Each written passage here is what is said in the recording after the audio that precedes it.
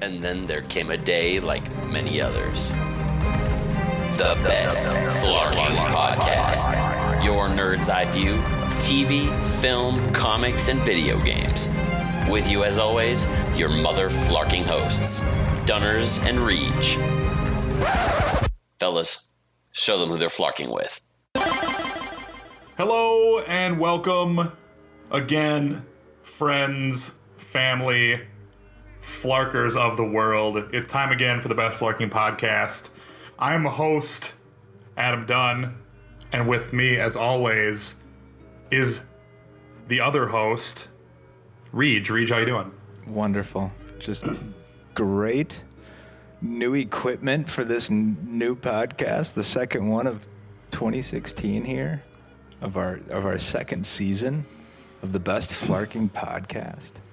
Well, it's like we're always on, though. It's like we're never... Yeah, we didn't reset by any means. There's no, like, do-overs. It's not a, you know... There's no DC rebirthing it, is what you're telling me? That's basically what I'm trying to say. we can't DC rebirth here. Yeah, we're not rebooting our universe. I want to believe, like, on paper, just so we can, for everyone who knows, DC announced today, actually, right before we started recording, that they are rebooting their comic book line again. For the second time in 5 years, which is a really short turnaround time to reboot your whole universe. The common consensus is that they're doing that so they can follow Marvel's success with their comic books, seeing as their sales are way up because of the movies and how the comic books now kind of, you know, toe the line of the Marvel Cinematic Universe, which is just one thing. I would like to believe that DC just is like, Marvel rebooting their comics, we want to reboot again too. We want to be all new, all different. It's like, you guys can't say all new, all different. They trademarked that. Fine, well, we're rebirthing our universe then. Didn't they already do a series of rebirth books? They did. I think at the end of the day, they want to reboot their whole comic book line because... They're just not DC anymore, they're CD. Well, because I think that deep down, everyone wants Superman to fly, despite that they are like, yeah, we should take his powers away and make him more like he was in the 40s, and so he can jump really high, but he can't fly. So that's what they did to Superman. Superman can't fly no more. That sounds like a great comic book. I don't know. I don't even know. But no, I mean, honest, no shots fired. Well, no, totally shots fired at anybody. That sounded like a shots fired all day long. I thought most certainly I don't know why you would fired. read a Superman comic where he doesn't fly. You know? Also, on top of which, he has a new secret identity now. He's like truck driver, like Pete Tomlinson or something. Whoa. Because Clark Kent got outed, you know, so he's gone. He's no longer Clark Kent. Now he's some different guy who looks exactly like Superman and Clark Kent. Is there superhero witness protection? I guess. Maybe just fly around the world fast enough to make it go back in time. There you go. I don't know. Something like that. Some radical But yeah, that's idea. a thing that DC's doing. They're rebirthitizing their whole comic brand. Hey, more power to them. Yeah, man. It's just going to be like, you know, like we were talking about before we started ramping up for the show. With their rebirth situation, are they rebirthing to follow the movies, or are they rebirthing to follow the TV? Yeah. Because TV, they're killing it. They're doing a great job. Yes. And if that's the case, does that mean that Gotham is now like canon? Like all the stuff that happened in Gotham is now canon? I think a lot of people would agree with me when I say I hope not. Fucking Gotham, you wacky, crazy show. 8 years until he becomes Batman. It'll be like Smallville, where you got super frustrated because you watched it for 8 years and he never became Superman. You're just like, well, I'll be Superman now, end of show. And it's like, God, are you fucking kidding me? The show's over before he becomes Superman? Next week I'll be Superman. This is the series finale. But, you know, whatever. Maybe they'll reboot it and say Cinematic Universe is Earth 1 and TV is Earth 2 or whatever the fuck they're doing. Who knows? Well, TV's already established that they are Earth 1. Well, then and Earth TV 2 exists in the TV universe, so it would then fine. Earth 3 is the movies. There we go. And Earth 4 is the one where all the Joel Schumacher Batman movies exist. Yes. I love it. Bring that Batman back. So what do you think about the whole thing with Cate Blanchett being Hela? What do you think about that? Love. Dude, I so need to see her be a hell-ridden, death-bringing, just don't fuck with me, not to be trifled with god of death. Just, I need it. I want it. My body's ready. My body's telling me yeah. It is, though. It so is.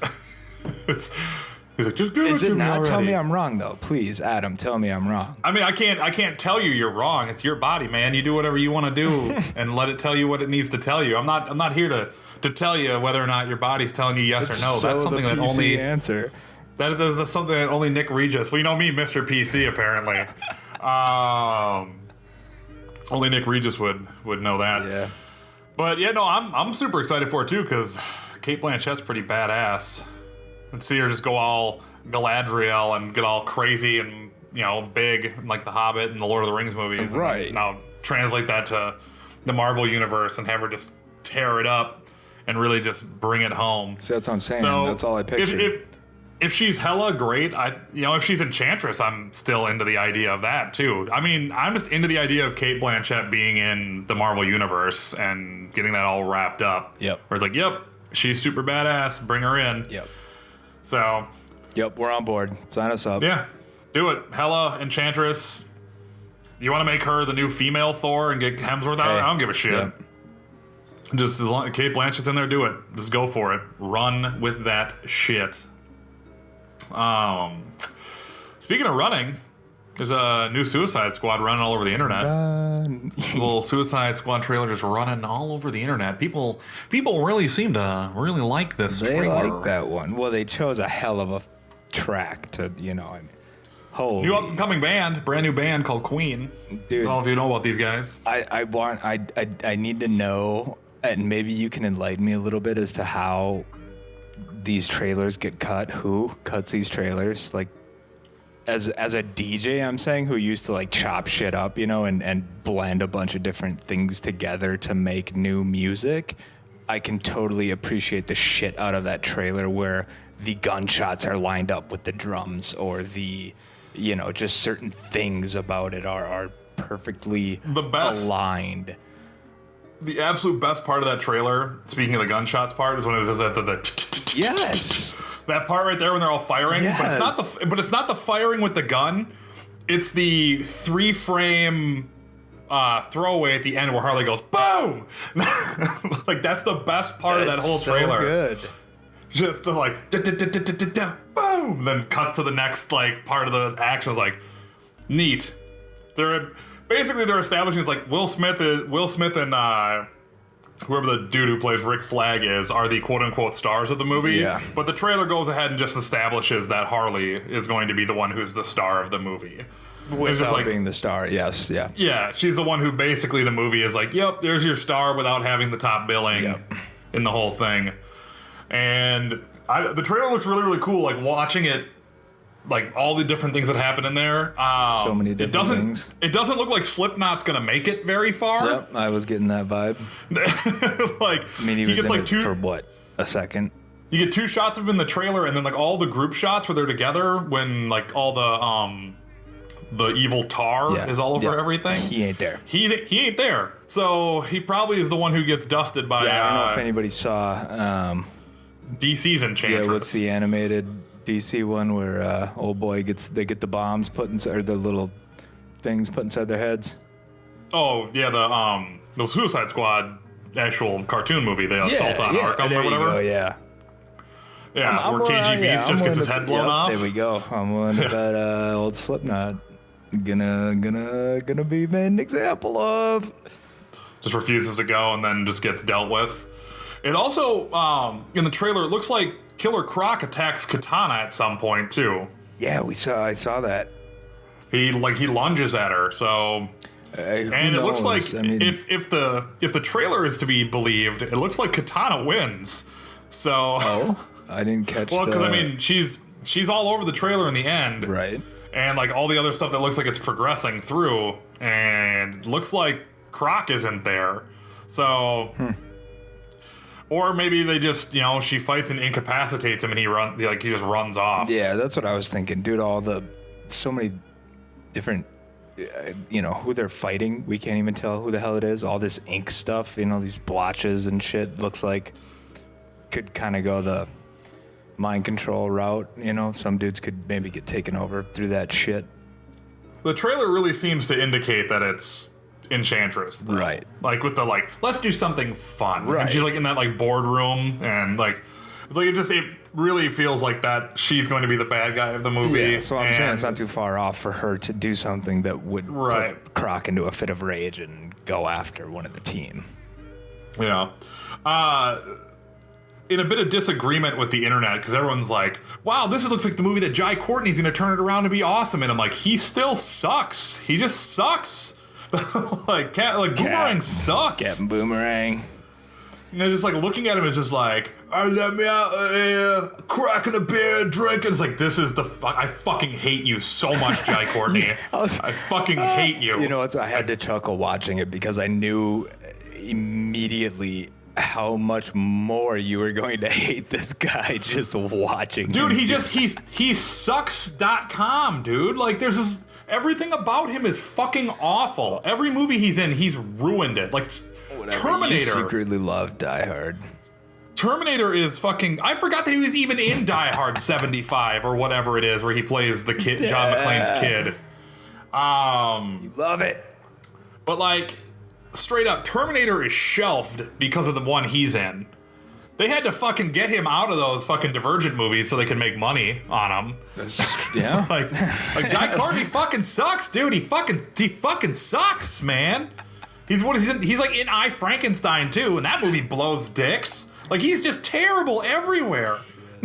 Like, it's not a good actor making shitty like movie choices. This isn't the Paul Bettany situation here where it's like, great actor, but for some reason wanted to be in Legion and Priest and like just murder his career for some reason.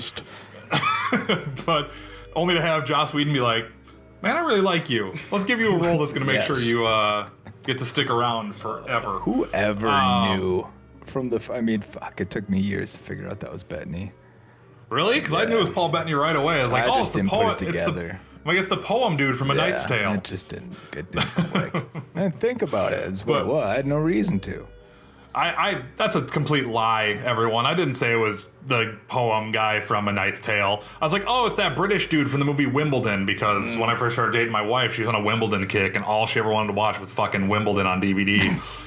Gotta tell you, man, when you know Paul Bettany, your first place you know Paul Bettany from is like a tennis rom-com. Jeez. That's how you know you're legit. Dude, that's how you know that you're number one. He was best in Knight's Tale, though. He was awesome in A Knight's Tale. Never have a better role, probably. He pretty much lived the dream in A Knight's Tale. Sticking with DC's, do you want to? You know what? I was going to jump us out of this, but I feel like we have so much more to actually talk about. There's way more. I was going to jump us out, and then I caught myself and I stopped it. That's right there. That's how you know you're the best. So what else we got? What do you got? Well, what do you know? There was the different, I guess, the way their shit was set up in there. Croc having the sewer cell. It looked like Deadshot having the who was it? The dudes coming in and just like he was gassing himself up for something that was regular to him. You know, getting his ass beat all the time or something. I don't know.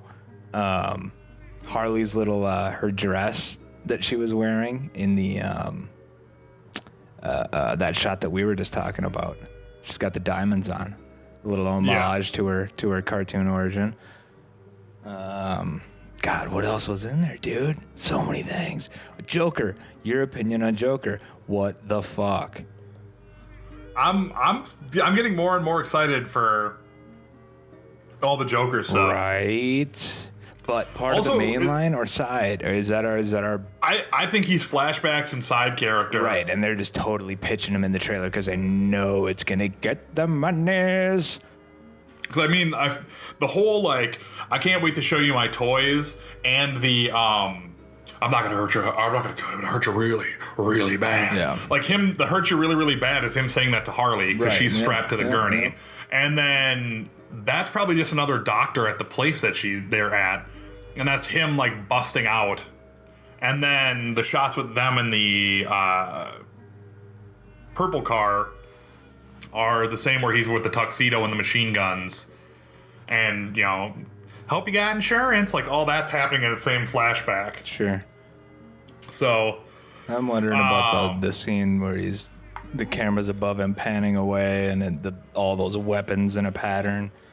I'm assuming that that's probably a setup before they go and do the whatever it is that they're trying to steal when he's in the tuxedo, because he's wearing the dress shirt and the dress pants. Oh yeah, in that good shot. point. The also it appears that like how this all plays out too, because he's wearing that same outfit and he swan dives into some chemicals and he baptizes Harley in them. So basically, it looks like we're gonna get to see Harley how she gets her bleachy skin. Yeah, so I'm wondering about that scene, and I keep trying to freeze frame it, and I can't get the right freeze frame on it. But what the fuck is up with his skin, dude? I mean, I don't know. Well, I mean, his shirt looks like it's all okay. So it's his shirt then. When he comes out of like the chemicals, like it's holes and shit in his shirt. Okay, that's all soaked. That's what it is. And I'm trying to. He also has those scars on his shoulders too from the bullets. Yeah, but yeah. So. I just got to take a look again. So that's what I think. I definitely think I definitely think he's a side character. I don't think David Ayer would announce him as a Hannibal Lecter type character and then just go ahead and change it. I don't think he'd do that. David Ayer doesn't really feel like that type of filmmaker. Yeah. Where he's not all cloak and dagger the way J.J. Abrams is. He's just pretty much, this is what you're going to get from me. Here's my movie. Yeah. They are who we thought they were. Exactly. Who we thought they were. I mean, don't ask him about playoffs either. To bring another awesome coach moment in. So Will Smith looks super whatever. Like him and Rick Flag just look like I don't give a shit. I don't give a shit about any of the things they do. Yeah, which makes me wonder if Deadshot's family is still alive and that's the bargaining chip they're holding over his head or not. Well, I'm assuming it's probably his daughter's safety and her like continued treatment or whatever it is that they're gonna give him his freedom and yeah. Because I bet we're gonna get the whole thing unfolding with him being like fuck off, I'm not helping you guys, and it's like, well, we could just kill your daughter, just like, and then he switches sides and makes it happen. Foster, that dude who's supposed to be a Joker crony. Right. Yeah. He's there. We'll see what happens with him. Yeah, we get to see that happening. El Diablo's powers look pretty cool. I mean, fire's pretty passe, but it looks good. And his torture was similar to Will Smith getting rushed and clubbed. We saw Pyro getting just soaked. Yeah, it's got to try and douse him so he can't fucking light everything on fire. But yeah, it's there are so many really awesome moments, and I really do feel like Bohemian Rhapsody really punches the trailer from that was pretty good to pretty amazing. It's really well colored, and for me as a motion graphics artist, all the motion graphics when they do the worst heroes ever looks great. And same thing with the Suicide Squad at the end with the kind of neon lights that are popping and breaking. Yeah. And I was like, this all seems to fit pretty well. Do I think as a trailer, do I think it was better than Deadpool or Civil War? I think it comes close, but does not do as good a job as either of those two trailers have done. Ooh. Well, I mean, here's the thing about it.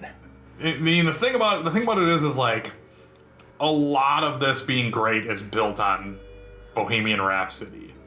Otherwise, it's we get to see a little bit more of each of the characters. But would that not play to its betterment?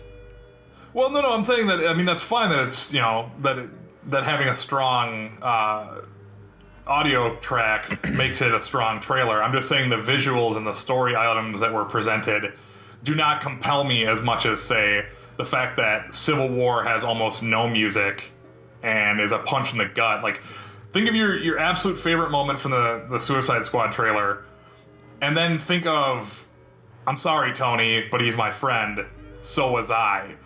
And which part amps you up more? Because when I even say the words of, I'm sorry, Tony, he's my friend, and so was I like get the chills from that every time, where it's just like, yeah, but you get the we're gonna see chills some because monster. we have 10 years of movies. Well, Or 8 years. I don't think that's entirely fair either, to be like, just because it's 10 years, but it's a matter of, it's two characters.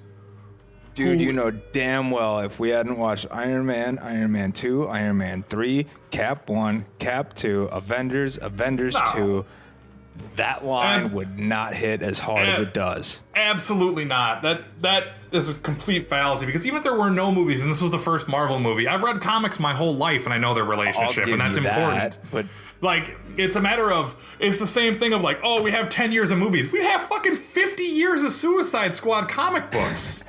Like, we had, the same thing. It's just like, none of that shit matters. Like, that matters for people who aren't me. right. If I asked my mom which one she's more excited to see, she'd say Captain America, because she's seen all of the Marvel movies and she has a frame of reference. And she'd use that argument for Suicide Squad. I can't say that for us, because conceivably we should both know very much about both of those things, movies aside. So for me, the Civil War trailer is a vastly superior trailer in story scope. I think as far as color and shot selection, I think Suicide Squad looks better as a composition of frame, but I don't think that's ever been Marvel's game either, though. I don't think Marvel's ever really tried to have the most well cinematically shot movies. They just want to make the most fun ones that make the most money. So they do those kind of things. But no, I agree with you. I think it's better than, Civil War trailer is obviously better than it, and the only reason I can compare the two are because they're both their first trailer, technically.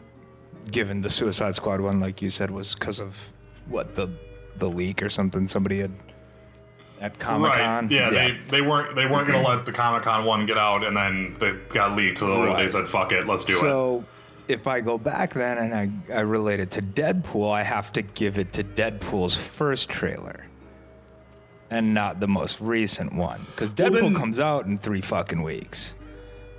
Yeah. So they're even trying the first, to, they're giving us a lot.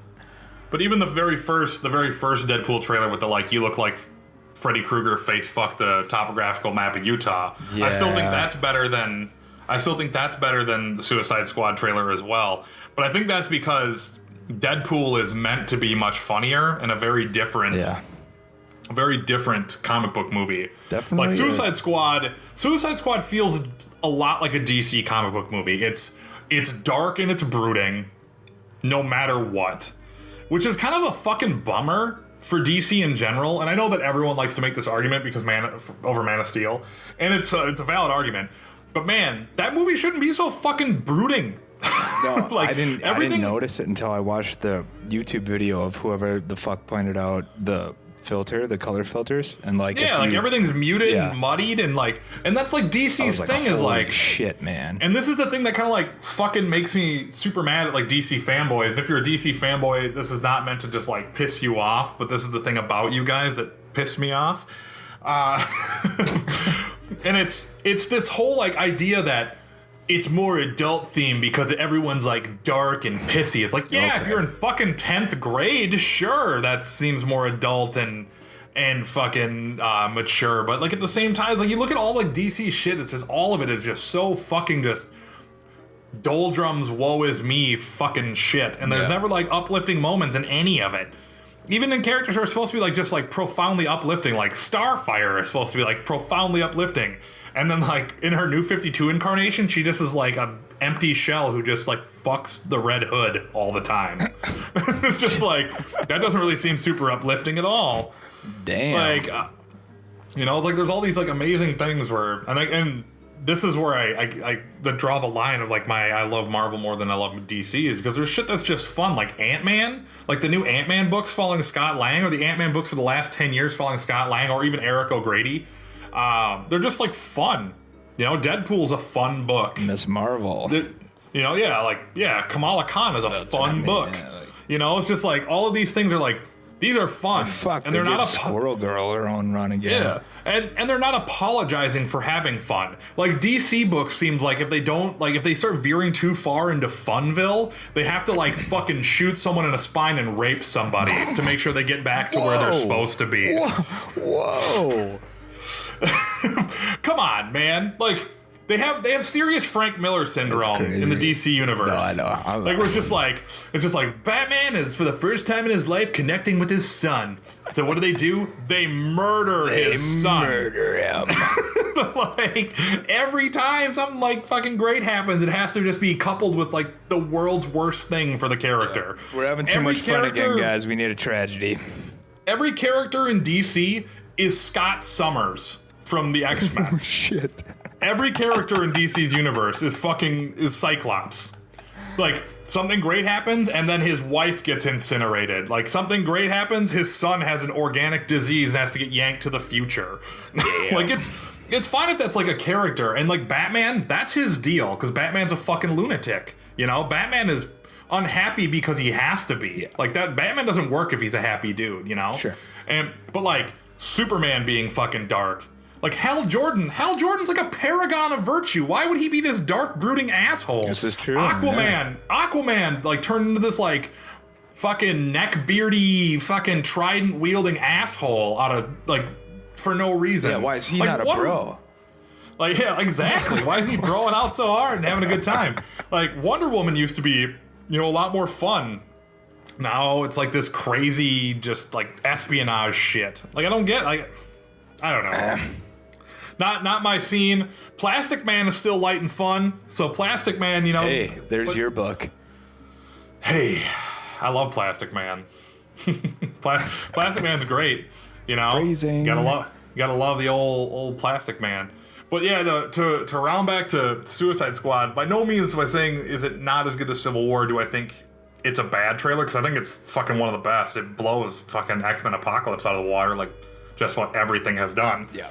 But if I have to do what we geeks do, and that's compare it, it's third. It's third on the list behind the Civil War and the Deadpool trailers for me. I gotta give it second for me. Fair enough. Do we have any more about Suicide Squad, or do we want to move on to the little? I don't have anything. Scanning brain, and I'm done. All right. Well, we're going to stick with the DC Cinematic Universe, the DCU. And they released about 8 or 9 days ago, they released a little clip of Batman crashing into Superman and then Superman talking shit to his face. And Superman's like, "Don't come here ever again. Consider this mercy." And then it's like, the bat is dead. Don't forget. Oh yeah. The bat is dead. When they shine your light in the sky, don't show up. The bat is dead. Consider this mercy. And then the dude, which is actually a pretty cool line. Do that again. I'm totally okay with the dude. Why did they not hire you? God damn it. It's just weird that like he says the "do you bleed" and then he like flies away and he's like, "You will." It's like, who are you talking to, Batman? Who the fuck are you talking to? You don't have to say that. You just think it. I know it's a movie, but like it's just super out of place. But like Superman being a giant dickhole like that's not his look, man. Again, another problem with the DC side of things and Zack Snyder in general is just like Superman is this like dark, broody asshole, and it's like, dude. Hey, to your point though, maybe it is a different Earth. Yeah, maybe it is. Maybe that's why the movies are not colorful. Every character. Basically, what we're seeing is the Superman in the DCU is Superman Prime, the one who eventually becomes the bad guy. Which would be a fucking awesome swerve if that was like what they were doing. That would be a pretty I rad would be so into swerve. that. It'd be such a like, oh my god, he's Superman Prime. Like, wow, that was a serious setup. You got I appreciate it. You got me. I really appreciate it. Thank you guys so much for nailing that.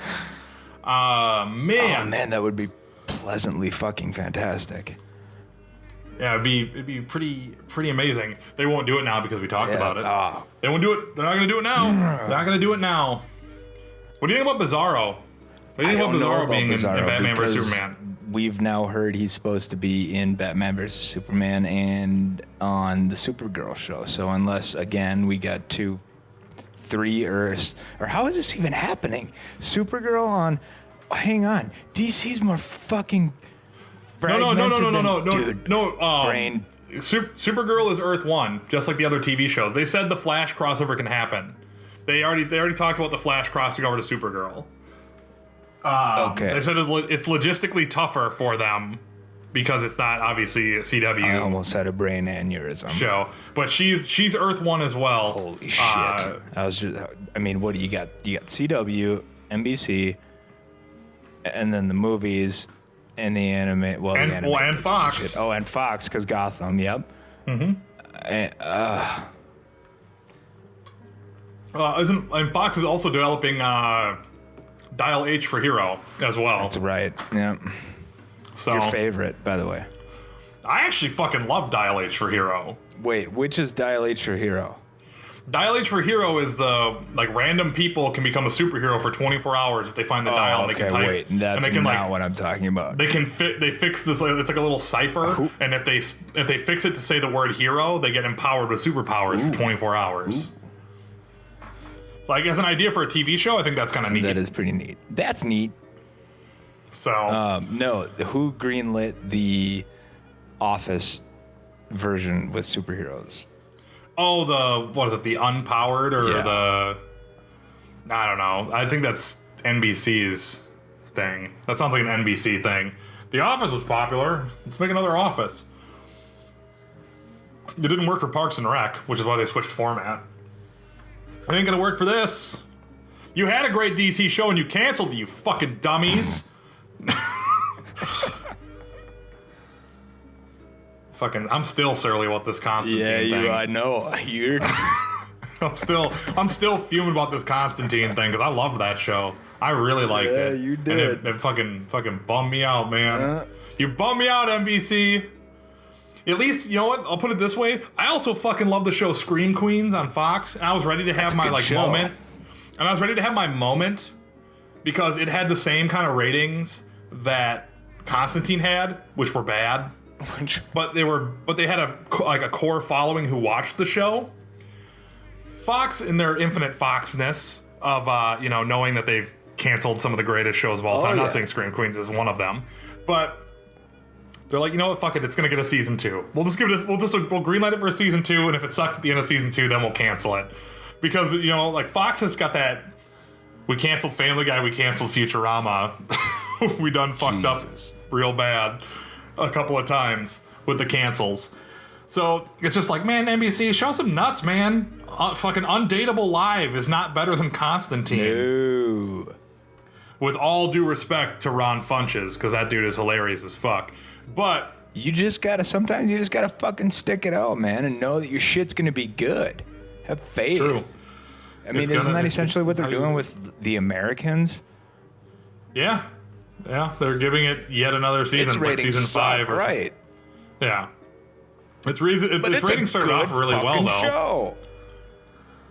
Yeah, Americans is a good show. I've only seen a few episodes. It's just like a weird. I mean, Breaking Bad though never had the mass media popularity it had until its 5th season, maybe. Yeah, until close to the 2 seasons from the end or whatever, and then it got huge. So it's not far off to believe that people will catch on to But that's the point. It's just just stick it out, dude. If you know you got a good fucking show, wait. Get the digital downloads, the everything after. Stop all the downloading. Oh man. But NBC's dumb, dude. Which is why they tried to go after Netflix in their little press conference. God. Look, their best shows, their Daredevil, their Jessica Jones, their Master of None, they're doing 4.8 million views per episode. Big Bang Theory does 17 million. It's like, motherfucker, that's on CBS. That isn't even your network. It's one thing to be like, look at this. This show is doing way better than this show. If it's your show. And it's also they only announced the 18 to 49 demographic. in their listing. Well, not only it's that, like, but dude, it's a rewatchable fucking thing. it's that rewatchable. Shit airs one night a week, buddy. Yeah, and then they wait till DVDs or they watch it on Netflix later when it comes back up because it's the new syndication. It's really funny because it's like they trashed them about these 4.8 million views per episode and how they're not worried about how they're not worried about Netflix. Only to have Netflix CEO come out with the most like stone cold response. He's like, what did he say? For a company that's just totally not scared of us, it seems really odd that you'd use one of your few times to have all of the press around your building to talk about what someone else is doing. And it's just like, and he went into demographics. He's like, those numbers are completely fabricated, and you can't possibly know what our viewership is because we don't have to publish it. It's just like, because we're not a television network, we're not based on ratings, and we're not selling ads. Our shows are built on a monthly basis where people pay in, and then they get all of our content. And ratings in the 18 to 49 demographic may be very important for ad-based revenue. They mean absolutely nothing to us. They're just like, every single person who watches is like, our markets are huge all over the board. It's like we have shows that are specifically made for children. Right. Like we have all the rights to Care Bears. All this stuff is made for a group that's like 4 to 9. Yeah. That has nothing to do with that demographic. We have a show, Frankie and Grace, that's made for people who are over 50. It's like we have all sorts of shows that are specifically targeted for this. We don't make shows that are targeting 18 to 49-year-old people because we don't have to. And it's just like, so if you want to say that you have higher ratings than us in the one demographic, you're more than welcome to. But for the fact of the matter is that it's like every year we gain more and more profits, and we never are going down in profits. That's pretty much all he said. And I was just like, and mic drop. NBC loses. NBC loses that round. NBC, you fucking out. They dropped the mic, and then on top of that, they went, "Oh yeah, Jessica Jones season 2 and The Punisher's coming, so suck a dick." So suck a dick, NBC. Yeah. They should have also been like, "We also bought the rights to Constantine, and we're bringing it back." I'm like, yes, yes, You would have lost your shit. Yes. Netflix, you fucking did it! You guys are the best! Dude, you would have ran around your whole neighborhood high-fiving everybody. We did it! Why are you high-fiving me? Shut up! I gotta go! I gotta get out of here! I gotta go and do things, man! I gotta knock it out and live the dream. Oh man, I want fucking Constantine to come back. But I am super excited about Jessica Jones season 2. I'm not as excited about a Punisher spinoff because I have about 35,000 other characters I'd rather have a show than the Punisher. But I'm not gonna get mad that they're making another Marvel show. I'm just gonna be like, all right, cool. Yeah, I was gonna say not only that, but we haven't even seen the Punisher yet. This Punisher. Yeah, but I don't know about you, but I've never been a fan of the Punisher. Like him as a character doesn't really work for me. I'll tell you who I was a fucking fan of, Doctor Strange Punisher. Doctor Strange Punisher? I don't even know that. I don't even know anything about Battle Journal, Secret Wars, #1. I don't know anything about this. Tell me about this. Oh my god. Frank Castle from a different universe. I forget Earth, whatever. But he's the Sorcerer Supreme as well. So he's like, what, just killing people with magic amazing. or what? Amazing, yeah. It's magical Uzis appear and just, oh my god, it's, the cowl and everything. It's great. It is. They're just, the Secret Wars shit, like all these spin-offs just went off the rails, and I love it. I love that everything is just like all crazy. Oh, yeah, and shit. That was the best part about the Battle Journals. They're just the one-offs that you never knew even existed. Just fucking ridiculous. Dude, it was so good. Make that the spin-off Punisher series. Sorcerer Supreme Punisher. Yes. I'm into that. Let's do it. Let's do that shit. To stick with Marvel Comics just for like one really quick thing, and also the idea of retreading storylines. Yeah. Civil War Part 2 is coming out pretty soon. I don't know, man. I don't know. An unnamed superhero who we don't know. It's gonna die. Has to die. Has to stop a tragedy from happening. Has to. Basically, Marvel is going down the road of like, all right, if you could go back in time and kill Hitler when he was a kid, would you do it? And it's just like, I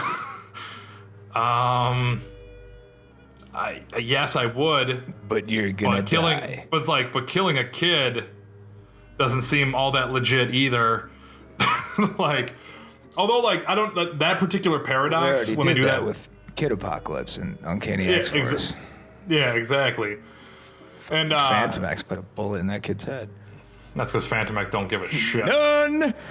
He don't give a shit. He will kill any and everyone. He will do it all day long. So, but it's like the teams are odd in this one. It's Captain Marvel instead of Captain America squaring off against Tony this time around. And it looks like Tony and Falcon Captain America are on the same side on this one. I can't remember the cover art. Our Falcon versus Tony. Okay. Because I have Captain Marvel in the front of the Civil War 2 on the one that I saw.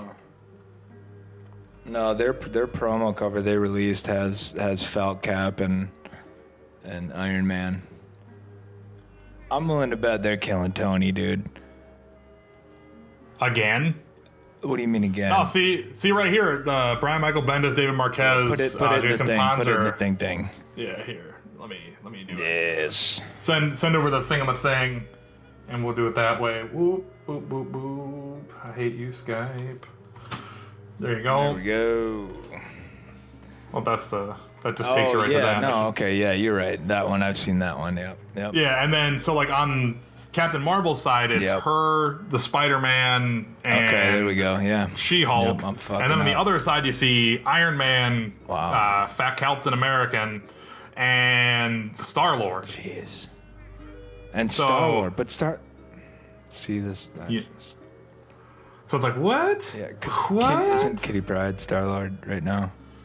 Well, she was during the, like... Oh, no, she is. Yeah, she's the Star-Lord now. Missing? So how did we get... How did we get here? What has happened? What has happened to us to reach this place? I don't know. You know what? Look, I don't like Carol's new hairdo, man. I liked her mohawk way better. This is not okay. You know, this is like I like her hair like this, but I like her mohawk better. I gotta tell you, like I like seeing her be like super fit with this haircut. I'm attracted to this Carol Danvers. The mohawk one I'm attracted to. I'm attracted to Carol Danvers in general. Wrestle. What's that supposed to mean? Are you making assumptions about wrestling? No, I'm saying look at her. Look at it. She looks like she's ready to wrestle. She looks pretty good. Yeah. See? She-Hulk looks pretty good too. She-Hulk has always looked pretty good though. Just need a little more hair in the back. Just a little bit more. Just give the mohawk back. Come on. I first when you said need a little bit more hair in the back, I'm like, you're saying give her a mullet? A mullet's gonna improve this look for you? Keep that long stuff up top, and then you just carry it down the back. It's like Nick Regis likes his love those mullets, ladies. Ladies and gentlemen. Yeah. That's why I the jury. That's why it hasn't worked out so far. It's just they don't. So I don't really know how to feel about Civil War 2. I mean, obviously we don't know anything other than cover images, but I'll probably read it and then I'll probably like, all right, whatever. But it just feels like a cash grab. This feels like a cash grab to like have something that can run alongside Cap's movie. Well, it is because they already just did the paralleled Civil War in Secret Wars, right? Which was fucking awesome. I mean, it was really good, dude. I don't know if you read that. But it was really good. I read like none of the spin-off titles. Yeah, no, like not a single one. If there was one you were going to check out, well, two. If there were two of the spin-offs, get the trade paperbacks, the collecteds, Old Man Logan and Civil War. I mean, any Old Man Logan book is awesome, which is why it's a bummer that I think they're not doing Old Man Logan for the last Wolverine. Because I feel like when Hugh said that, people got really excited and they had to walk that shit back because you know how comic book fans get. Yeah. They get really excited. And they get really excited. Yeah, dude, they're way into stuff. And that's We wouldn't awesome. know anything about that. Exactly. Like, before that, I was like, oh, fuck, we did not know that everyone would be so into this. Man. I didn't know. Ooh, and that's where it ends. Is like, just kidding. And I feel like a just kidding is really the worst place to go with that, because then it like just breeds distrust with the audience of like, well, is it just kidding, or are you just saying that so that we're not overly excited for another Wolverine that's a failure? Makes sense. You know, so I don't know. But all things considered, I'll read the cash grab that is Civil War 2 as I patiently wait for the Captain America to show up. Holy crap, dude. We're like a month away from Deadpool. It's crazy, right? I know. It's just crazy. It's just crazy. Well, you know it because I've already done the early reviews. Yeah, and they're pretty warm. People are into it. Yeah, they People love are it. Pretty high I on read a great it. tweet that said something about we're in an age of comic books, you know, right now that is before AD, and AD after Deadpool, it is just a whole. It's, you know, we're gonna have to see movies. I'm step super the game excited. up. Oh, and the crazy thing is, you know, in a couple weeks here, we'll be able to start going to see them together if we wanted to. Hey. You know? As I make the pilgrimage on my way back. Oh, yeah. So a couple weeks back, I watched a couple movies. Yeah, you did. And I gave them pass or few. fail grades. More yeah, than a couple of them. Yeah, exactly. A handful of movies. And so you watched them. I did. And we're going to talk about them. Yeah, we are. So, spoilers incoming for Hateful 8, The Revenant, and The Martian. So, fast forward this part if you haven't seen it, or just get the shit spoiled and, you know, deal with that shit. Deal with You know it. how I feel about it. So, Hateful 8, how do you feel about it? Because I gave everything a pass. Which means that at some degree I liked all of them. Dude, I don't know about Hateful Eight. I don't not like Hateful Eight. I need to see it as it was intended, I think, in 70 millimeter, because the screener in my living room was not entertaining. It definitely is a movie that I think benefits from being big. I still haven't seen it 70, and the problem with it is that I guess a lot of places that are showing it in 70 are just trying to throw a 70 millimeter film reel on a 35 millimeter projector, and it's looking like shit because a lot of places don't have 70 mil projectors, which has also become like kind of problematic because Star Wars is kind of dominating all the IMAX and big format projectors, which can actually play 70 millimeters. So you're not going to get very many places that have Hateful Eight. And for me, I could have gone up to Gromans in LA, but I wasn't going to drive up to LA for like a 4-hour round trip so I could see Hateful Eight in 70. Sure. You know, for the second time. But I think with Hateful Eight, I think it's not just a clever title. All the characters are fucking despicable. Even Kurt Russell's character, who's supposed to be the hero, is kind of a he's a piece of shit. You know, so they're all these like, you know, piece of shit bounty hunters. Like Samuel Jackson's a piece of shit and a liar and a disgraced soldier. The dude from not Timothy Olyphant, but the other guy from Justified. He's a piece of shit, like former Confederate soldier turned like raider, who's now a sheriff of a town apparently. And he's a piece of shit. And then you've got all these other like people at the haberdashery who turn out to be part of the biggest gang in the West and are pieces of shit. You got the crazy old like racist general. Like it's just a fucking weird. The movie is full of bad people doing bad things, and I don't know if you could really call it Hateful Eight overall if it was really how it started off, because it started off as a sequel to Django. When he wrote it, he started writing it as a sequel to Django Unchained, and I'm then assuming that Samuel Jackson's character is he has said that. Okay. And it changed over time. Interesting. So I don't know if you really could call it the Hateful Eight then, but like the deaths are all really brutal. Oh, they're super brutal. Which, I mean, if you're a gore hound, you'll love that. Yeah, that's what I did love. But how long did it take to get there? But the mystery, though, like the slow burn and the mystery of it, I feel is kind of its charm. Because it's just like, I'm so angry the whole time watching it. Like, God, who the fuck is the bad guy? Who the fuck is the bad guy in this thing? and it's like, oh shit, everyone is.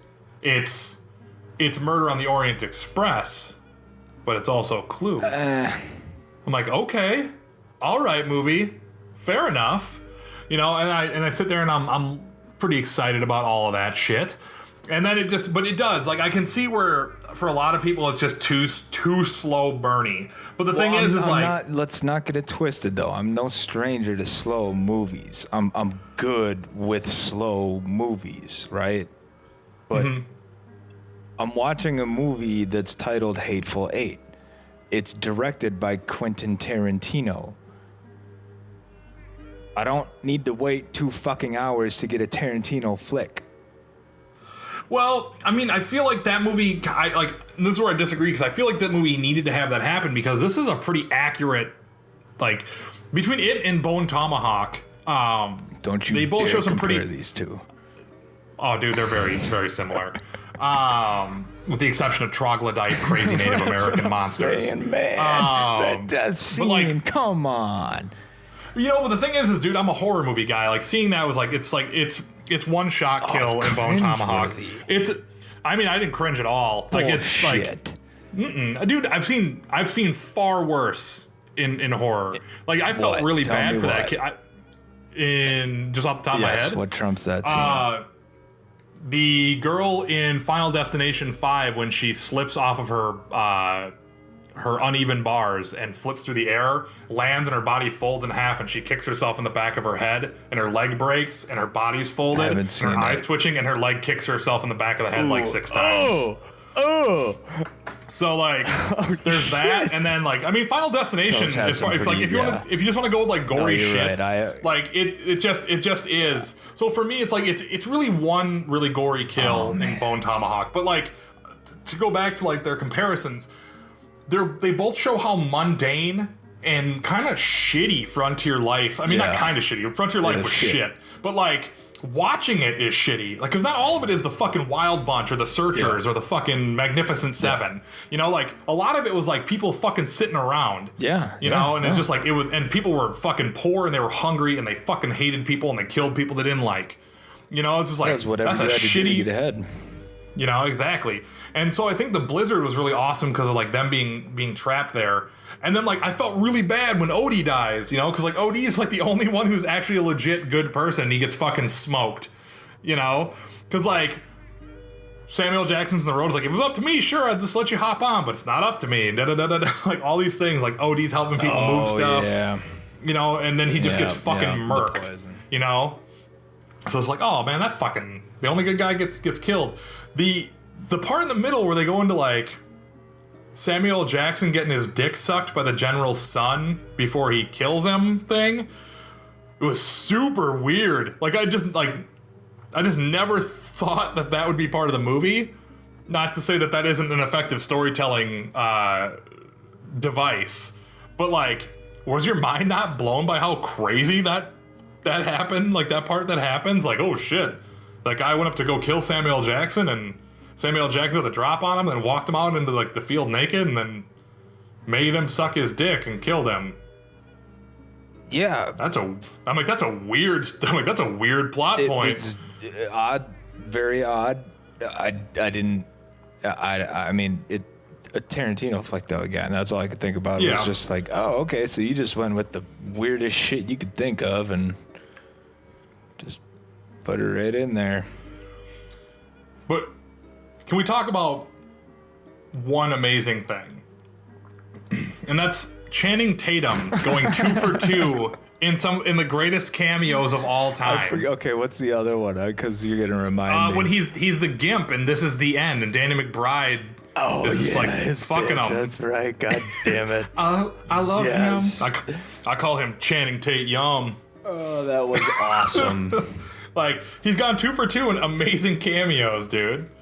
And I guess 3 if you want to himself in that one. Oh my god, that was. And good. 3 if you want to count him as Superman in the Lego Movie.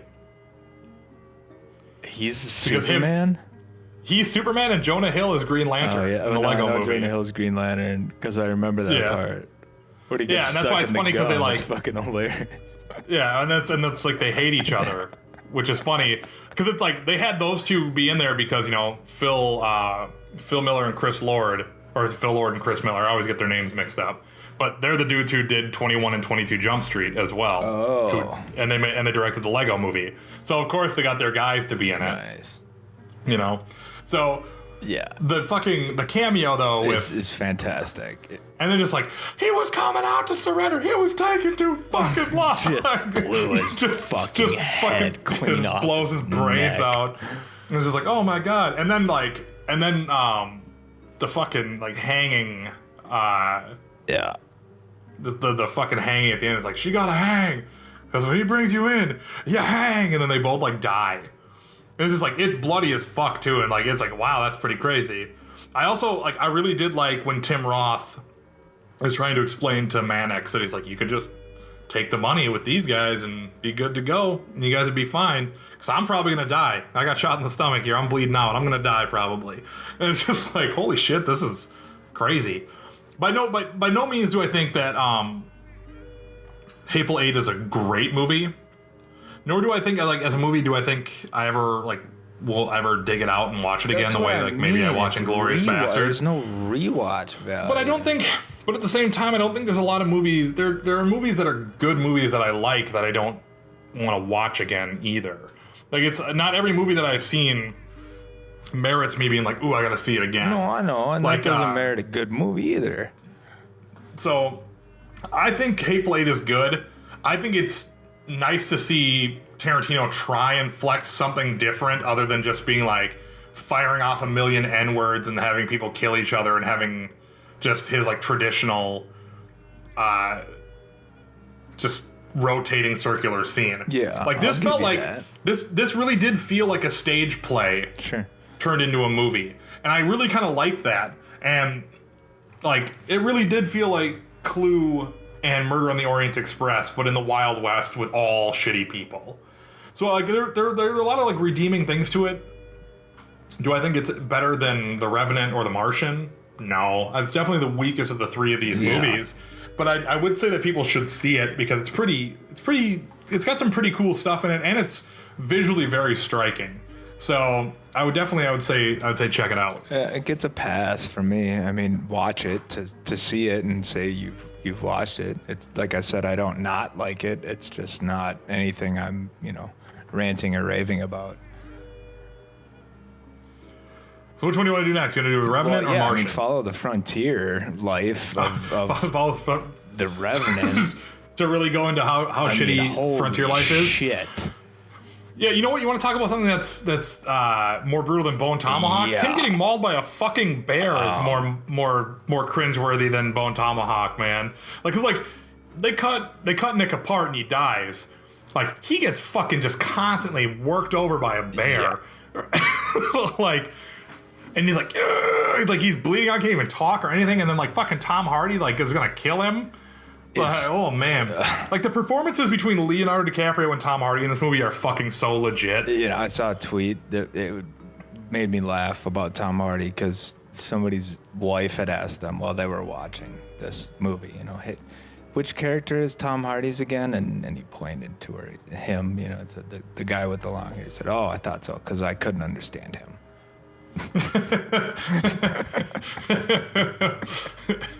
This time by his own volition, though. He actually is making the dumb voices.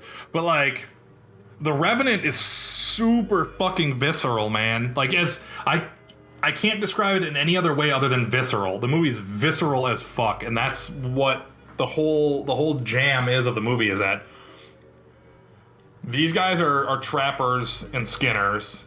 They get set upon by a group of a war pack of Native Americans whose daughter has been stolen, and dude's fucking super angry, so he's murdering everybody. They split up and they have to go out into the woods and try and walk their way back because they can't use their boat because the natives are tracking it. And along the way, Tom Hardy's we gotta fucking take out Leonardo DiCaprio because he gets mauled by a bear and he's fucking he's crippled basically. Well, they leave his ass. And they were gonna put him out of his misery. Then dude offered out money to anybody who stays. the Right. fucking douchebag that Tom Hardy's character is sticks around to put him out of his misery and make an extra few $100 on trying to keep him alive, even though he knows he's not gonna do a fucking thing to keep him alive. Exactly. And then Leonardo DiCaprio's son tries to get involved. Bad. And Tom Hardy murders Leonardo DiCaprio's son and basically provides the fire for Leo to get better. And this shit all happened. Like, isn't it based on true events? I mean, when I hear shit where it's like based on true events, Yeah, which means they Like, happen, it's like- but they're probably exaggerated the fuck out of. to like the nth degree. But But, still, like that a story means like this did son happen. died, bear attacked. To what degree Yeah. that happened, I don't fucking care. It happened. Yeah. Well, so I mean, that shit. The Oh two- my god! Right when you think it's gonna stop throughout the whole movie, it doesn't. It just gets worse for him. It just never stops being fucking hardcore. Like when he's in the river, like hiding from the warpath, and I'm like, oh my god, they're gonna find him because everything's gone wrong. He's gonna get found and get fucking hurt. They're gonna fucking fuck him up even more. And then he finds the other native guy who takes care of him. And then he ends up fucking. You know what else is more gruesome than Bone Tomahawk? When he fucking goes over the cliff on that horse, and that horse fucking hits the ground. Crazy. It's absolutely nuts. So fucking just out of control. And then he gets to the fort, and then like Tom Hardy is like, "Oh fuck," and he takes off. And so they try and kill the kid from the Maze Runner, and he's like, "Don't kill the kid from the Maze Runner. Don't kill that kid. Don't kill that kid." So like, but just overall, like He's got another Maze Runner to fulfill. Don't kill that kid. Well, no, that kid dies in the first Maze Runner. Oh yeah, he did, didn't he? Yeah, he goes fucking crazy and they shoot him. That kid is also I shouldn't say supposed to because that movie's still getting made, but he's Pennywise the Clown in the remake of It. Ooh. I'm into it. I'm saying fuck it, let's see it. No, I mean just remaking it. Ooh. Well, I feel like a film version of It could be pretty badass, considering like everyone forgets that the It that we have is a TV movie. That shit was a TV miniseries, man. Yeah. So it's just like, holy shit, this is a great TV miniseries. But on every level, Inarritu is such a fucking awesome filmmaker. Dude's so legit.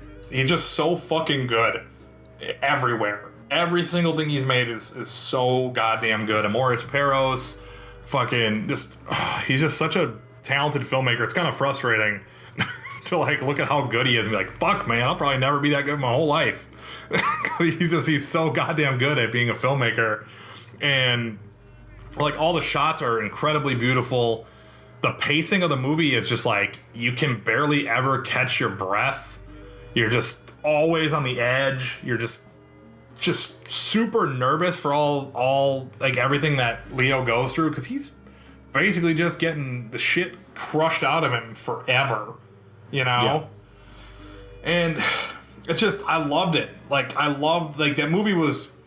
Here's a perfect example. This is a great movie that I don't ever want to see again because it's just so physically taxing to watch. Like it stressed me out, man. That movie stressed me out. Yeah, it does. And in a great way. Like it's a movie that stressed me out because it's so good. So I think it's probably, for me, it's the best of the three that we're going to talk about. And I really think that you owe it to yourself to check it out. I would say go see it in theaters because it's super badass on the big screen. I can't wait to see it. So I'll probably end up checking it out when I get back to Minnesota in a couple of weeks. To go completely tangential like we like to do, the thing I'm most excited about coming home to Minnesota for movie going is second run theaters, man. I've always loved second run theaters. They're my favorite thing in the whole world, and I don't give a shit what's playing. It could be Minions at like midnight. I'll go see a $2 movie at a second run theater because I've always loved going to that shit. The Riverview is like my family's second run theater. Like that's I will go see anything there. Oh yeah. So I'm super excited about second run theaters. Seeing that stuff all over again. Then we have the United States saving Matthew Damon. One more time, everyone. We gotta save Matt. Matt's stranded somewhere. He's got to get saved. You up to go save Matt Damon one more time? And Nick? we got him. We're gonna go save him. We gotta save our boy. I'm gonna start this off with, I like The Martian. I liked it quite a bit. Ditto. It's really fucking happenstantial though. Like, he's the luckiest fucking dude to ever be stranded on Mars ever. Yeah, And as a botanist, to have advanced knowledge of absolutely everything that's ever been like scientific ever in the history of ever is also very beneficial for him. It's just like, in my mind, it's like, botanist gets stranded on Mars, that dude's fucking dead. Like, that dude's gonna die and we're not gonna go back for him. But as a story, it's fucking great. I love the, like, him fucking beating the elements on Mars, growing food on Mars, all it. He's really charismatic. It's Castaway on Mars, and I like it. I like it a lot. And the only thing I have questions about is, why the fuck did he periscope everything? Why did he just constantly? Not periscope. He Snapchatted his whole time on Mars. Yeah, wasn't he wasting battery that whole time? Like, dog, you gotta save that shit. Or no, he got the solar hooked up.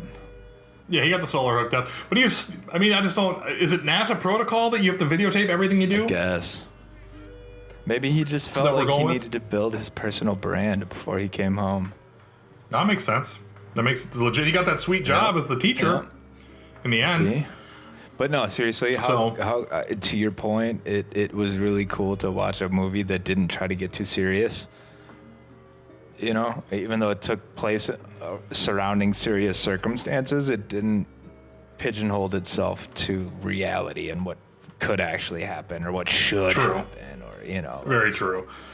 Which is actually refreshing. It's to its merit that it just kind of like didn't hold on super hard to the reality butt time, any other so time to speak. you watch that movie, he's fucked. He's dead. Like, it's just it. I know how that movie ends. You know.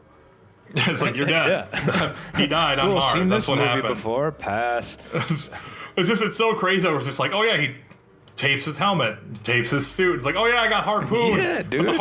But the harpoon created an oxygen seal. I'm like, harpoon created an oxygen seal? Yes. Just like, yeah, I bled out and the blood must have dried in like record time. I'm like, what? Fucking worked. I'm like, yeah, right, dude. You get harpooned by a satellite, dude. You're fucking dead, bro. I know for a fact that you died because I saw Sean Bean get crushed by a satellite in Goldeneye. That dude died.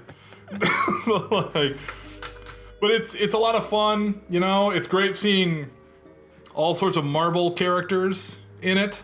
You know, you got the Winter Soldier and you got Luis. That was cool. And then you got and you got Sue Storm, I guess, is technically a Marvel character too. And now Benedict Wong as Wong in Doctor Strange. He's in the Marvel universe now. Oh yeah. Yeah. The fucking Martian is filled with Marvel MCU alumni. Jesus, when are we gonna get old Maddie in one? Well, shit, and fucking Chiwetel Ejiofor, who's fucking Baron Mordo. Like, dude, the Martian is no shit. The Martian is just fucking the Marvel Cinematic Universe saves Matt Damon. Theory. Who could be a great Earth 2 Hawkeye? Oh my god. Jeremy Renner and Matt Damon, the two Bourne guys playing Hawkeye from different Earths. I still need Aubrey Plaza as Kate Bishop, please. Oh man, little Aubrey Plaza action. Ah, she can be any superhero. Yeah. They somebody actually like photoshopped her as Squirrel Girl. That's interesting. Yeah, I was like, okay. Somebody also photoshopped her as Kamala Khan too. No, don't do that, please.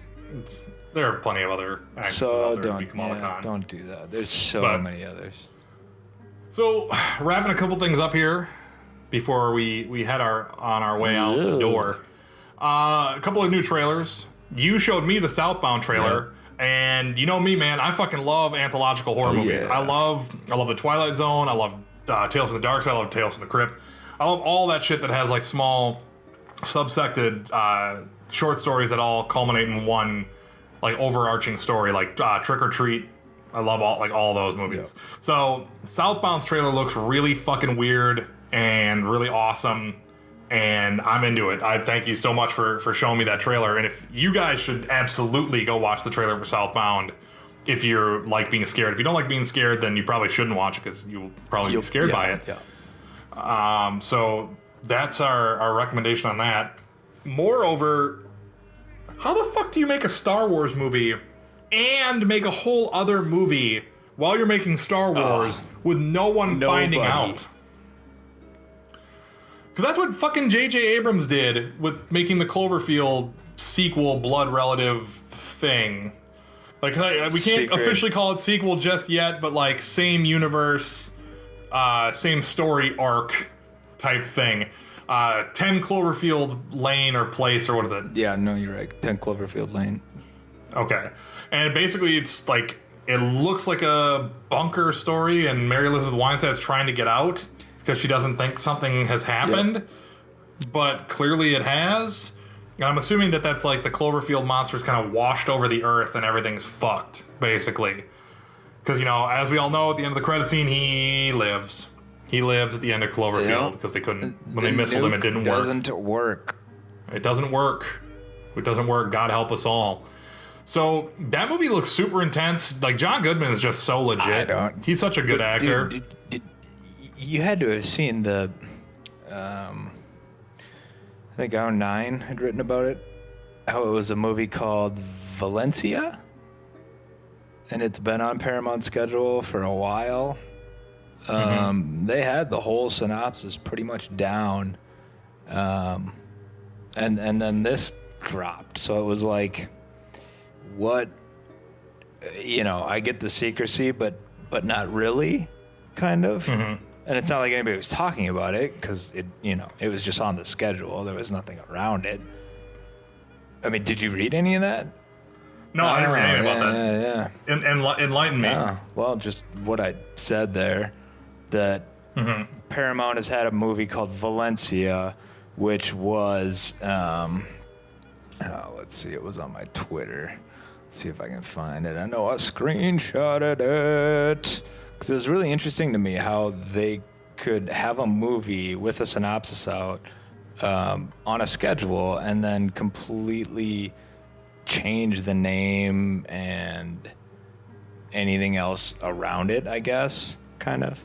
Well, I mean, the thing is that movies go onto the schedule all the time, though, like that. All right, so continuing from the blood relative mention, is where the beginning of this picks up. 3 tiny little paragraphs here. So, blood relative, quote unquote. An odd choice of words. It makes it sound like 10 Cloverfield Lane is a film that's tonally related to the original film, but not narratively.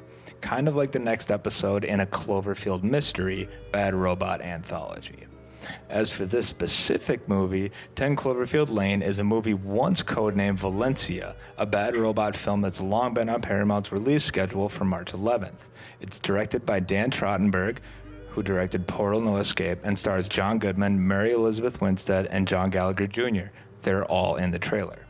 Though details were long been kept secret about Valencia, the film reportedly tells the story of a girl who wakes up in a basement and is told she can't go outside because of a chemical attack. The problem is she doesn't know if that's true or not. You get some of that in the footage. So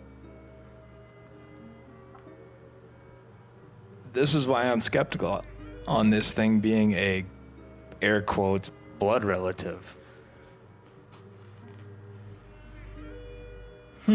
Well, I mean, the question then is to draw the lines between them.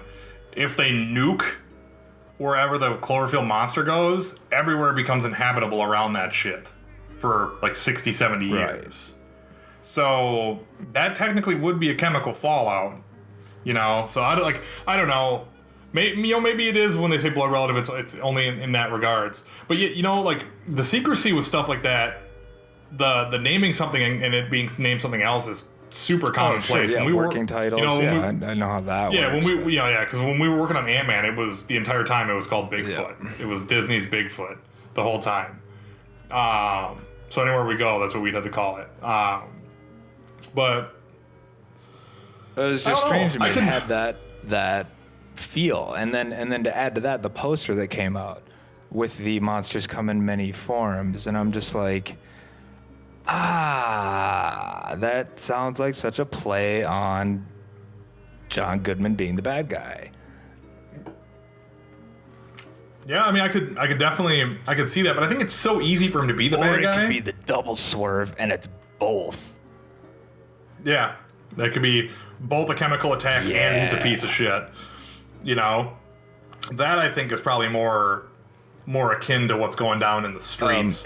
But to just touch back to one of our favorite things of the Suicide Squad trailer and having a great track there, I think this trailer also had a phenomenal track choice with the I Think We're Alone Now. Yeah, that's there doesn't seem to be anyone around. Fucking getting handcuffed to the bed and just that works. See, and this is what's so great because Suicide Squad and 10 Cloverfield Lane did a great job. Star Trek Beyond did a fucking awful job with Sabotage. But that's all we're gonna talk about for Star Trek Beyond. We're not gonna go back into that because we already did that stuff. Whoo! I'm excited for 10 Cloverfield Lane because I fucking love Cloverfield. I am too. Like I hate found footage movies, but I love Cloverfield a lot. I went back and watched it the other night, because I got hyped again on everything. I also really love Lizzie Kaplan. Is that That's the girl who blows up, who gets bit and blows up in Cloverfield. Oh, She's also Janice Ian Dyke in Mean Girls. And the crush in Scott Pilgrim versus the World. No, Mary Elizabeth Winstead is. Is it? Am I wrong? Is Ramona Flowers. Right. The girl from 10 Cloverfield Lane. That. Yeah. But she's the girlfriend in True Blood, who is like addicted to vampire blood, if you've ever seen True Blood. Haven't watched it. I mean, I've seen a couple, but I mean, I've seen like all 6 seasons, but I don't really. I wouldn't say that I watch it. Oh my god! No, it's not like Supernatural. So True Blood aside, because Nick watches it, we got supposed. I can't say we got updates. We got supposed updates for Guardians of the Galaxy. Yeah. Nobody's got a source on a confirmation, but they're claiming. I'm my own source. Jesus Christ is a star in it. Jason Voorhees and Freddy Krueger are in the new Guardians. Yeah. It's gonna be just a smorgasbord of awesome. People are gonna be so excited. Geek tyrant. Yeah, I mean, our sources are secret. They're secret. Are you your source? No. I gotta keep them secret. Gotta just not tell you because you guys don't know. But villain-wise, supposedly we're going to be up against Ego the Living Planet, which is exactly what it sounds like. It's a giant planet with a face on it. Crazy. Madness. Think an organic version of Unicron from Transformers. That's what Ego is. And he's got a mustache. He does have a giant mustache. He has a mustache that has to be just tens of thousands of miles across. And if they don't make a reference to how big his mustache is, I'm gonna be mad. I'm gonna be bummed out. I'll be a little sad. But who'd you get to voice Ego the Living Planet? Dude, I don't even. I would go with something somebody who has a voice like Tiny Tim when he would sing like, I'm Ego the Living Planet. I would go the exact opposite of good. I would make him the worst sounding voice ever. I would say Michael Clark Duncan, if he were still alive, God rest him, would be a great voice for Ego the Living Planet. You don't want to ask me a question like that, because I would fuck around and get TJ Miller to... Hey man, like, your face looks like an avocado fucked another avocado. They'll just use his lines from Deadpool. That'd be great. But I'll believe it when I see it. It's like I don't want to say that it's too far out by more than a few sites. Yeah, I don't want to say it's too far out of left field, but I'll be into it if they bring it because James Gunn is legit, and I'm down with it. The other news is that 3 characters, 2 returning, 1 new, are coming into the fold of the team. Joining the Guardians. The Guardians. The first is Yandu Udanta, who we all know, played by Merle, Michael Rooker, which makes sense, I guess. As we were talking about thematically, he's not upset with Quill, but at the same time, he's not happy with him either. Yeah, well, and he was part of the original Guardians. Exactly. Which only makes sense to have him work his way in towards the second chapter of Yondu this. makes sense. And then you've got Nebula, the other returning one. That one doesn't make sense. I mean, it makes sense in Karen Gillan's. I mean, please put her on screen more. Yeah, to make a bunch of leaps, I'm going to go ahead and go on the limb here and say that Nebula's the one who finds Ego. Something happens, and she needs help. So she goes to her sister because the Guardians killed Ronan, who had an Infinity Stone. So clearly they're powerful enough that they could take on a planet. And maybe, if they can defeat this Ego the Living Planet guy, they can defeat their father, too. Because at the end of the day, both Gamora and Nebula both want Thanos dead. Haven't we already determined that they're not going to be in Infinity War?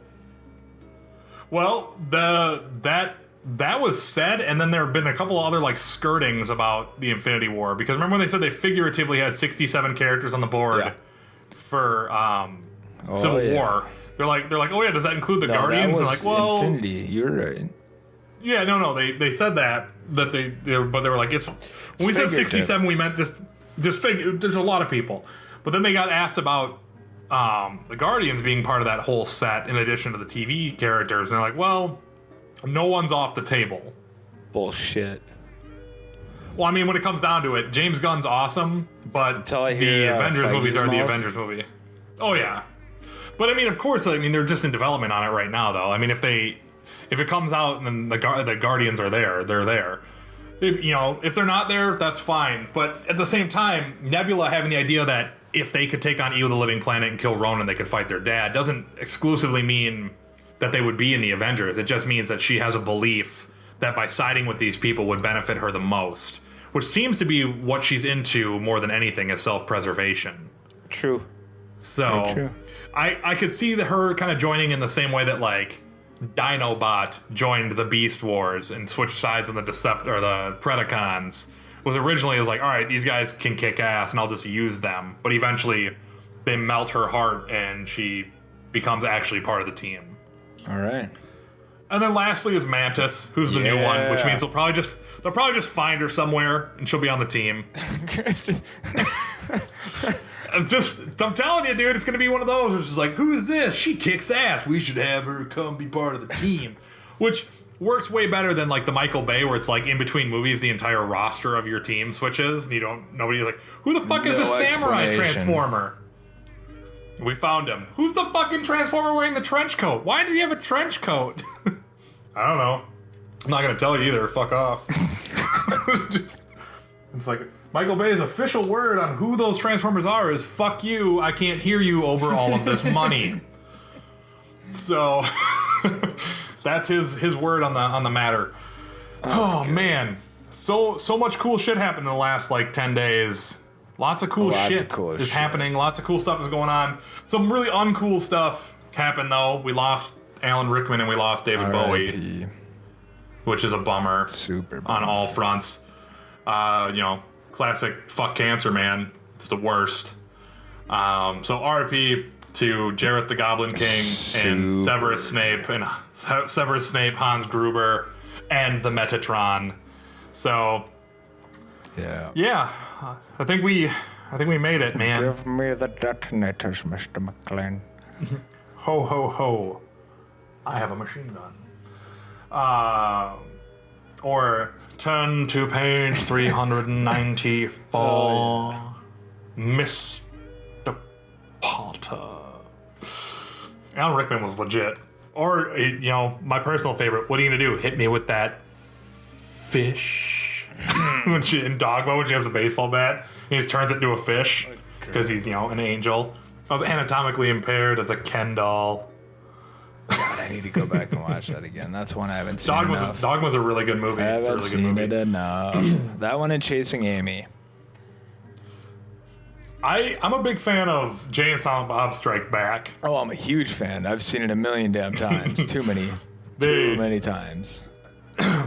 Just a pretty common phrase around my brother and like a bunch of my friends is just, ooh, we gonna suck these guys' dicks off. And then she finds out who we are and she goes and fucks 2 other guys. No fucking way, not on our watch. Like it's some kind of like military guard and they're just like personally slandered. It's like they're not talking about you now, they're talking about fictional characters. They used our real name. Fictional characters. No, Holden McNeil. You know, the View Ask universe is fucking rad. I can't wait for Clerks 3. I'll say it right now. I'm into that shiz. Yeah. But in the essence of keeping... I should put that at the beginning of our intros now. You should. Look at these 2 morose motherfuckers right here. Or if not, you should have the beginning to be, and with that, we cue the music. Matt, Matt, Matt, Matt, Matt, Matt, Matt, bat, bat, bat, bat, bat, bat, bat, bat, meow.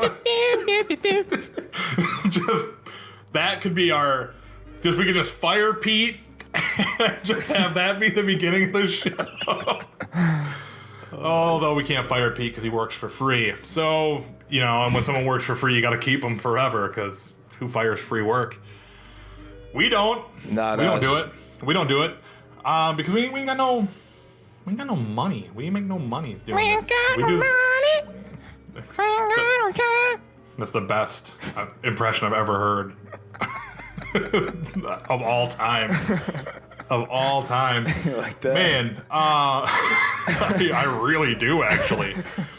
Fuck, man. I'm going to try and get you guys out of here, so let's do the spiel. Let's hit the spiel real quick.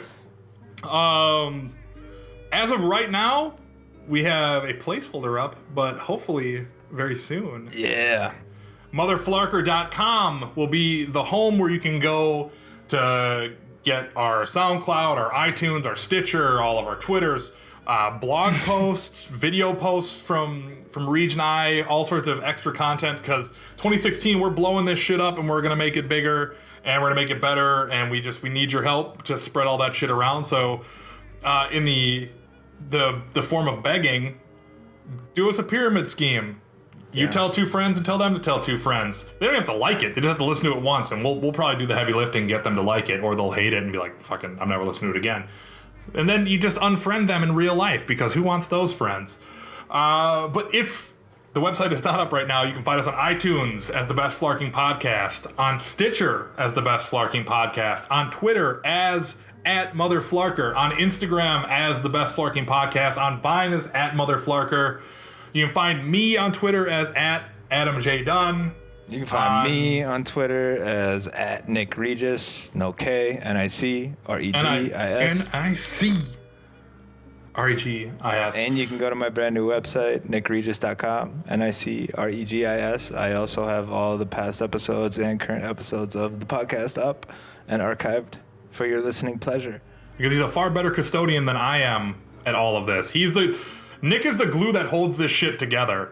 Like, I'm just the guy who just kind of shows up, and Reg is the one who makes this thing happen. Yeah, you're the personality, though. You're the motor. I'm just the oil and the parts and the shit that keeps the motor going, I guess, kind of thing. So I'm Tony Stark, and you're my Iron Man armor? There we go. I'm Jarvis to your Iron Man. There we go. That sounds good to me. And then we are also on YouTube right now under my personal YouTube, which is Evil Ice Cream Pictures. But very soon, we will be migrating to our own, which is now will be titled The Best Flarking Network, which is where all of our videos and all of our stuff is going to be housed. So we'll have all sorts of like little movie reviews from me and Nick on our own, and little crazy superhero showdowns, all sorts of dumb superhero stuff that I like to make on my own time. Stupid shit. So stuff that'll make you laugh. Great. Stuff that'll make you mad. So big 2016. We thank you guys all so much for helping us grow from just like our first week where it was just a couple of dudes who were like, hey, let's just sit down and talk shit and record it and see if anyone will listen to it. And helping us get to here where we've done a bunch of episodes, and we're very thankful for all you guys. So thank you. Big things coming. Thank you. We'll see you next time. The Best Flarking Podcast.